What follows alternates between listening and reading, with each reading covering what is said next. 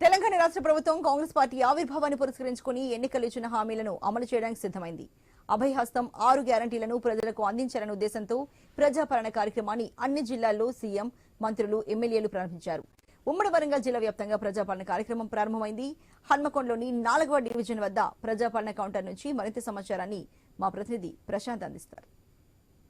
కార్యక్రమాన్ని ఉమ్మడి వరంగల్ జిల్లా వ్యాప్తంగా కూడా అటు ఎమ్మెల్యేలు, మంత్రులు, అధికారులు ప్రారంభించారు. ఇప్పటికే మనం చూస్తున్నాము క్యూ లైన్లకు వచ్చి వాళ్ళ పేద ప్రజలంతా కూడా ఈ యొక్క అభయహస్తానికి సంబంధించినటువంటి 6 పథకాలను అందిపుచ్చుకోవడం కోసము, దరఖాస్తు పెట్టుకోవడం కోసము ఎక్కడ చూసినా కూడా వేల మంది అయితే వస్తున్న పరిస్థితి కనిపిస్తుంది. ప్రజాపాలనకు అనూహ్యమైన స్పందన కనిపిస్తుంది. ఎందుకంటే చాలా రోజులుగా పెండింగ్ లో ఉన్నటువంటి అనేక అంశాలకు సంబంధించినటువంటి అభయహస్తం ద్వారా అందిస్తామని ఏదైతే రాష్ట్ర ప్రభుత్వం ప్రకటించిందో దానికి సంబంధించినటువంటి ఫామ్స్ ను ఈ రోజు నుంచి ప్రారంభించారు. ఈ రోజు అధికారికంగా అక్కడ సీఎం రేవంత్ రెడ్డితో పాటు డిప్యూటీ సీఎం బట్టు విక్రమార్కతో పాటు అన్ని జిల్లాలలో, ఉమ్మడి జిల్లాలకు సంబంధించి మంత్రులు ప్రారంభించారు. ఉమ్మడి వరంగల్ జిల్లాకు సంబంధించి అటు కొండ సురేఖ, ఇటు ఆ మంత్రి సీతక్క ఇద్దరు కూడా ఈ యొక్క ఉమ్మడి వరంగల్ జిల్లాలో ప్రారంభించారు. స్థానిక ఎమ్మెల్యేలు కూడా ఎక్కడికక్కడ ప్రారంభించారు. ప్రస్తుతం మనం హన్మకొండ జిల్లాలోని వరంగల్ పశ్చిమ నియోజకవర్గం 4th division Yadav Nagar community hall వద్ద ఏర్పాటు చేసినటువంటి ప్రజాపాలన కౌంటర్ వద్ద ఉన్నాము.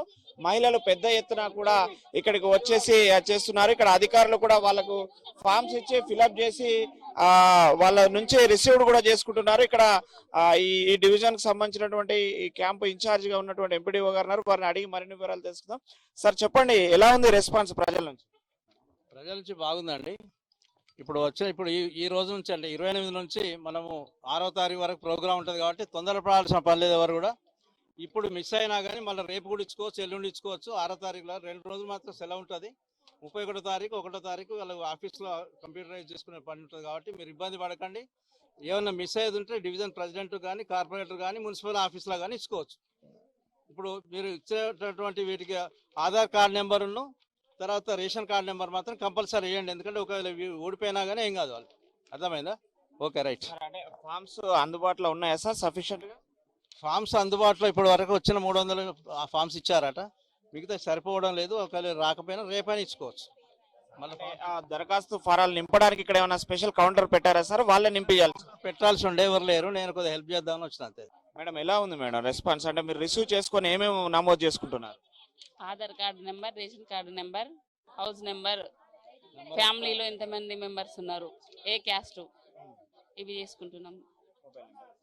మొబైల్ నెంబర్ అది మనం చూస్తున్నాము. ఇక్కడ దరఖాస్తు ఫామ్స్ తీసుకొని రిసీవ్ చేసుకొని దానికి సంబంధించినటువంటి ఇక్కడ మరికొంతమంది కూడా ఉన్నారు, వారితో మాట్లాడించే ప్రయత్నం చేద్దాం. చెప్పండి, ప్రజాపాలన ఎలా ఉంది? ఇక్కడ ఎలాంటి ఏర్పాట్లు ఉన్నాయి?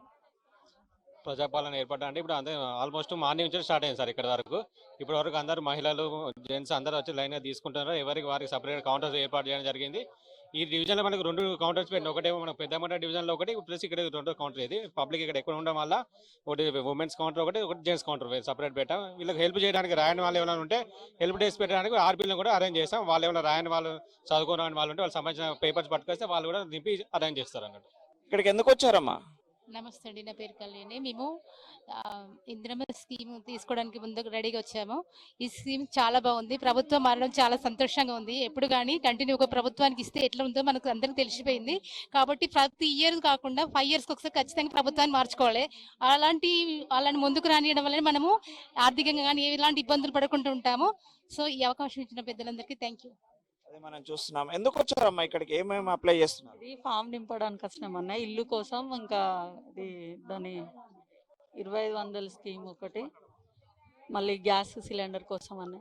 ఇల్లు లేదా ఇప్పటి వరకు? లేదండి, రేషన్ కార్డు ఉంది.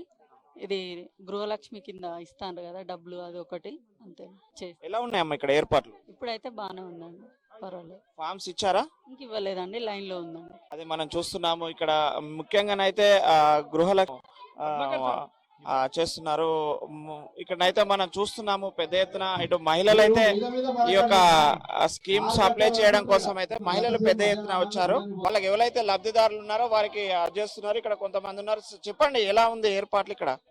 ఇప్పుడు ప్రభుత్వం ఇచ్చే 6 గ్యారంటీల పథకం ఏదైతే ఉందో అది బాగానే ఉంది. కానీ ఈ రేషన్ కార్డు లేని వాళ్ళు ఎవరైతే ఉన్నారో వాళ్ళకి కొంచెం క్లారిటీ ఇచ్చి రేషన్ కార్డుకు దరఖాస్తు పెట్టుకోమని చెప్పేది ఉంటే బాగుండేది. ఇప్పుడు రేషన్ కార్డు ఉన్న వాళ్ళకు మటుకు ఈ ఏవైతే ఫామ్స్ ఇస్తున్నారో అవి ఇచ్చి వాళ్ళకు మాత్రం ఆ పథకాలు అమలు అయ్యేటట్టు చూసుకొని మళ్ళీ నెక్స్ట్ విడత ఎవరైతే రేషన్ కార్డు లేని వాళ్ళు అప్లై చేసుకున్నారో వాళ్ళని పిలిచి వాళ్ళకు ఆ కార్డు లేని వాళ్ళకు ఆ ఫామ్స్ మళ్ళీ ఫిలప్ చేసి ఆ పథకాలు వచ్చేలా చూసుకుంటే బాగుండేది. మొత్తానికైతే ప్రజాపాలనకైతే విస్తృత స్పందన అయితే లభిస్తుంది. ఉమ్మడి వరంగల్ జిల్లా వ్యాప్తంగా ఎక్కడ చూసినా కూడా బారులు తీరి జనం, ఎందుకంటే గత 9.5 ఏళ్ల పాలనలో అందుబాటులో లేని పథకాలు మాకు అందిపుచ్చుకోవడానికి అయితే ప్రజలు ఒక్కసారిగా ఆ ప్రజాపాలన కౌంటర్స్ వద్దకైతే వచ్చిన పరిస్థితి అయితే వరంగల్ జిల్లా వ్యాప్తంగా కనిపిస్తుంది. ఇది ఇక్కడ ఉన్నటువంటి తాజా అప్డేట్.